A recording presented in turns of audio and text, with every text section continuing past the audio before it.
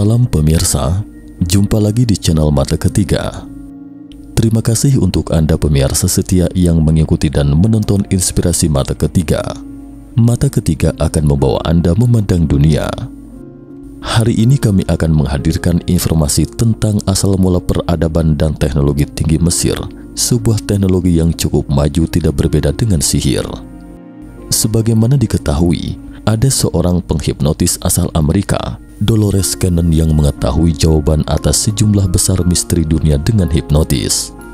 Dalam salah satu buku karyanya, Keepers of the Garden, Dolores menyebutkan musnahnya Atlantis berhubungan dengan energi kristal. Tapi mungkin karena belum waktunya, jadi dalam buku terkait juga tidak banyak menyinggung secara detail peristiwa apa sebenarnya yang menyebabkan energi kristal tersebut memusnahkan Atlantis.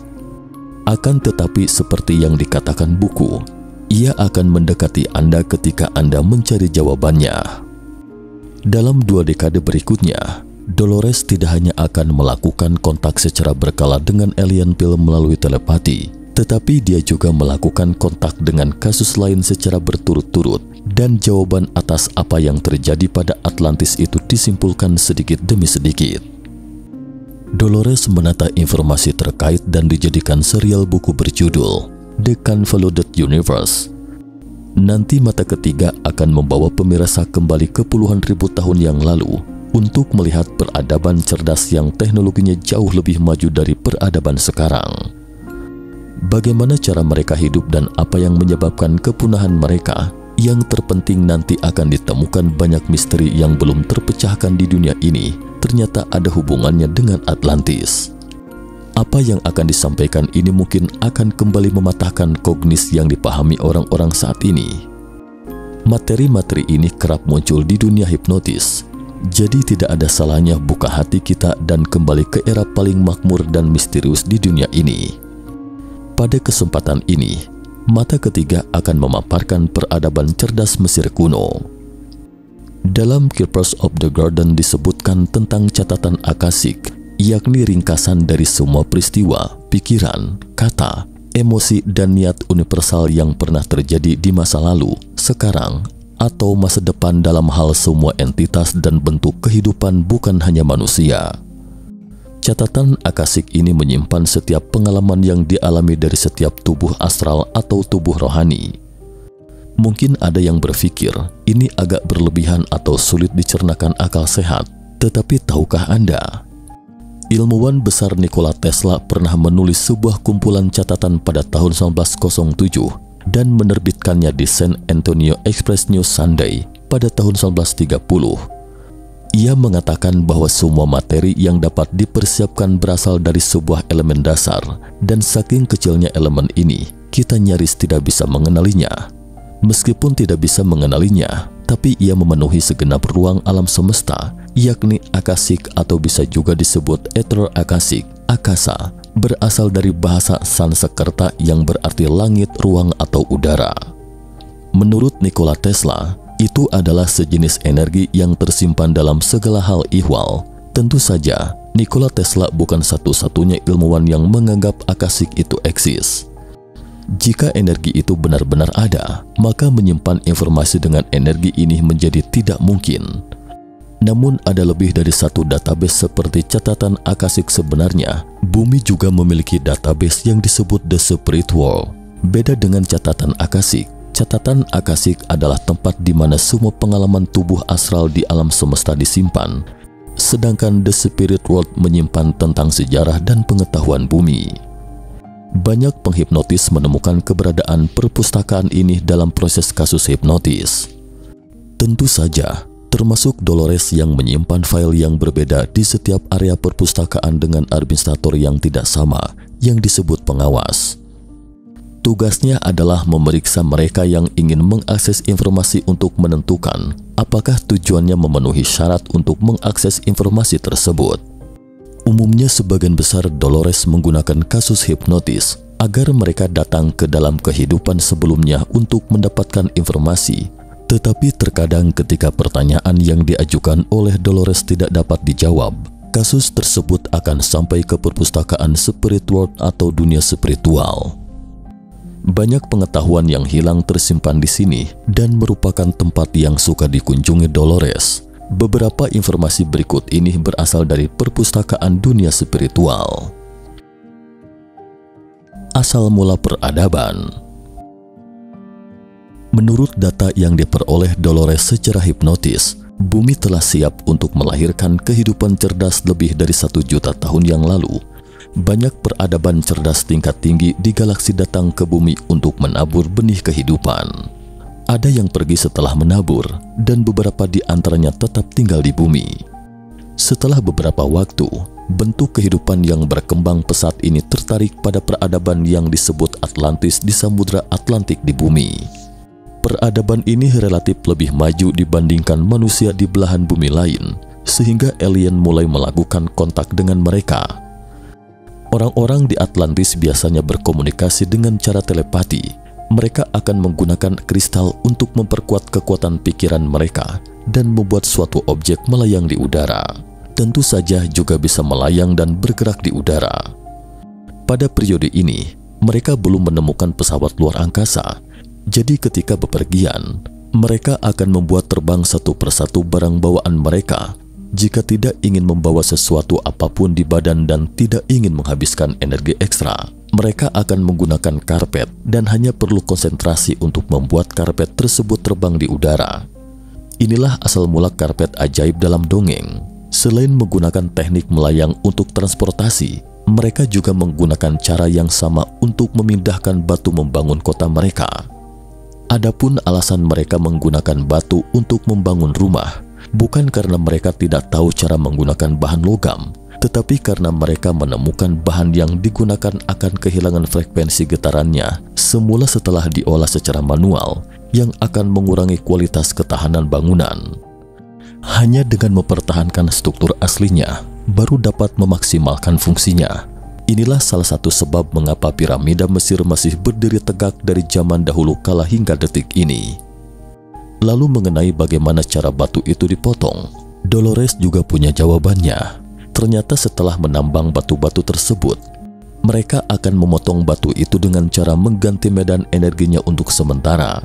Begitu medan energi berubah, maka batu itu akan seketika menjadi lentur seperti tanah liat. Dengan demikian mereka dapat membentuknya dengan mudah. Itulah sebabnya kita akan temukan susunan antar batu pada sejumlah besar peradaban megalitik itu. Bahkan sehelai kertas tipis pun tidak bisa diselipkan ke dalam. Penyimpanan pengetahuan. Karena mereka berkomunikasi menggunakan telepati, jadi seiring berjalannya waktu, muncullah konsensus, dan karena konsensus di atas segalanya, mereka tidak membutuhkan pemerintah, tetapi akan ada organisasi yang menyatukan informasi. Setiap kali seseorang menemukan sesuatu yang baru atau menemukan pengetahuan baru, mereka akan mengirimkannya ke organisasi ini dengan cara telepati.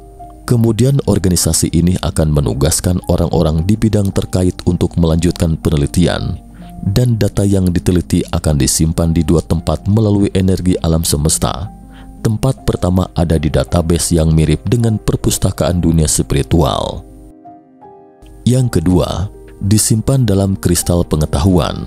Inilah sebabnya mengapa sulit bagi para arkeolog kita untuk menemukan bukti keberadaan Atlantis, karena catatan yang relevan tidak disimpan di dunia yang kita kenal.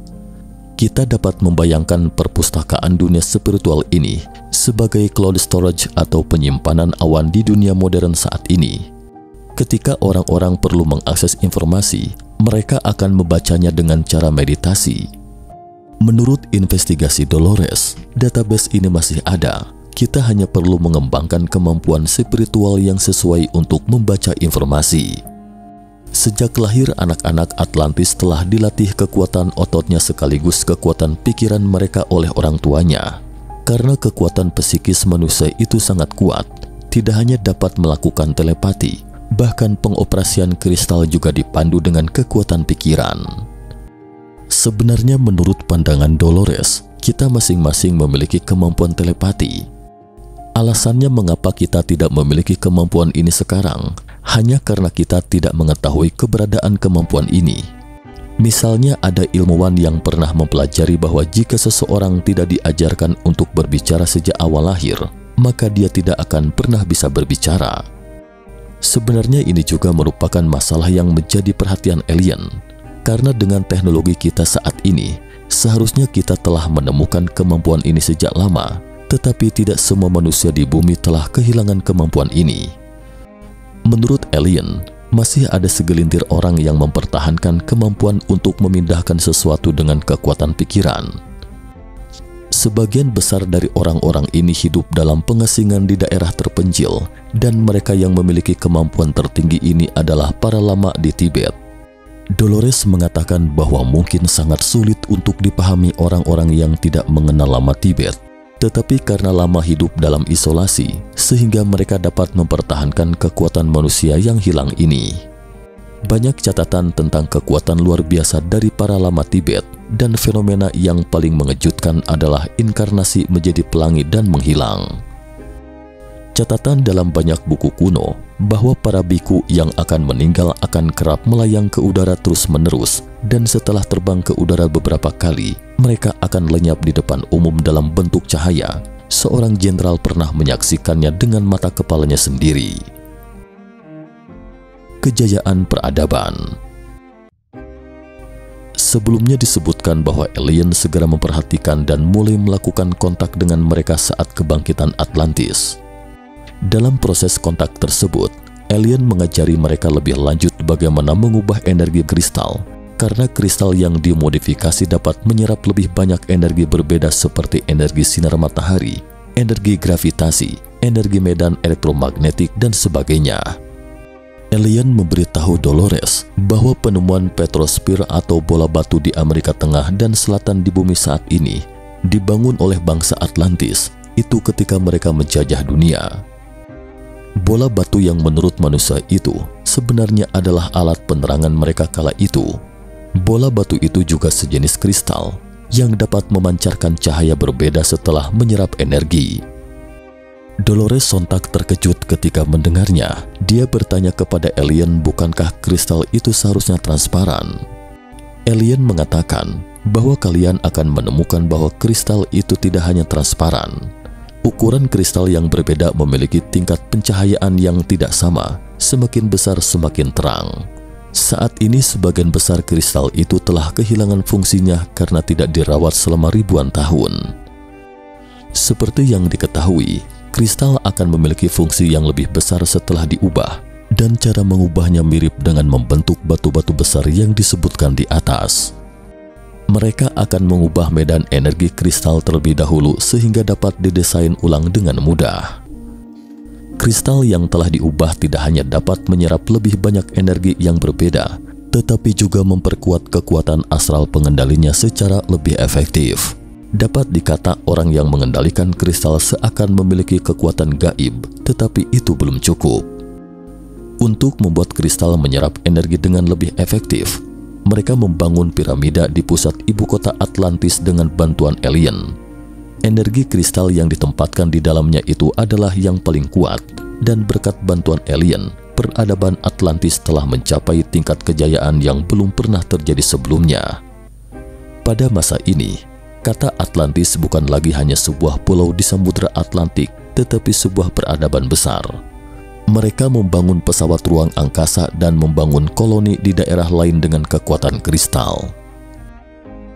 Orka, makhluk mitologis yang muncul dalam cerita-cerita rakyat dan kisah-kisah fiksi fantasi, sebagai makhluk buas dengan postur tubuh menyerupai manusia. Di saat peradaban ini mencapai kejayaan yang belum pernah terjadi sebelumnya, benih-benih kejahatan perlahan-lahan mulai tumbuh di hati manusia.